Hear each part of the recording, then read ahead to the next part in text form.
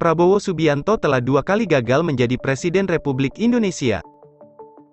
Pada Pilpres 2014 dan 2019. Prabowo kalah telak dari Joko Widodo.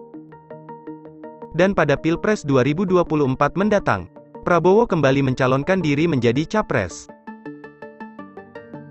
Namun apa saja penyebab kegagalan Prabowo di Pilpres sebelumnya? Berikut kami rangkum 4 penyebab kekalahan Prabowo di Pilpres 2014 dan 2019. Yang pertama, Prabowo masih dianggap bagian dari Orde Baru. Di antara sekian capres yang ada, hanya Prabowo yang masih lekat dengan era Orde Baru yang begitu kelam. Sosoknya kerap dijadikan tangan kanan Presiden Soeharto.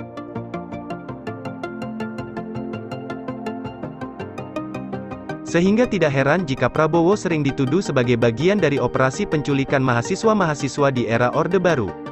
Sehingga tema kampanye Prabowo bagian dari Orde Baru ini akan digiring menjadi tema kampanye paling mematikan bagi Prabowo Subianto.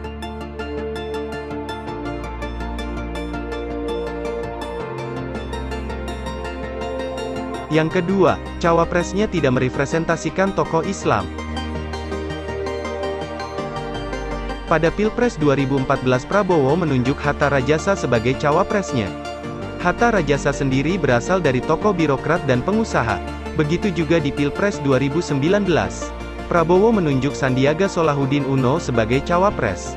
Dan Sandiaga sendiri berasal dari tokoh pengusaha. Sehingga Prabowo terkesan memilih cawapres yang berduit atau terkesan pragmatis.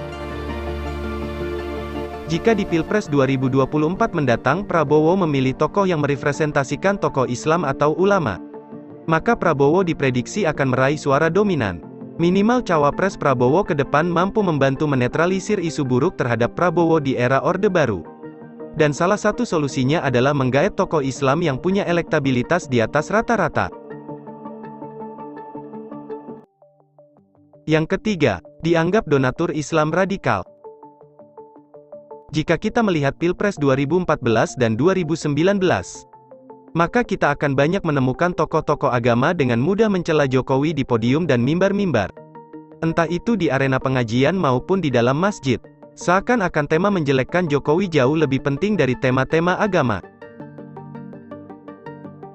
Dan Prabowo tidak pernah kita dengar menegur para ulama yang menjelek-jelekkan lawan politiknya di mimbar masjid maupun di arena pengajian lainnya.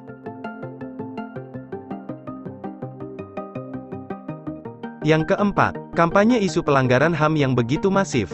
Pada Pilpres 2014 hingga Pilpres 2019, salah satu tema kampanye lawan Prabowo yang tidak pernah hilang adalah kasus isu pelanggaran HAM di masa Orde Baru. Karena nama Prabowo diduga begitu lekat dengan konotasi diktator. Sehingga, berapa kali pun Prabowo maju Pilpres, isu pelanggaran HAM ini diprediksi akan tetap digunakan lawan politiknya.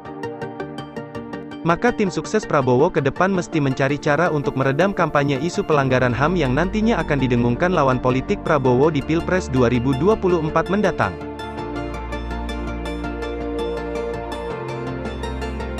Itulah penyebab Prabowo selalu kalah di Pilpres sebelumnya.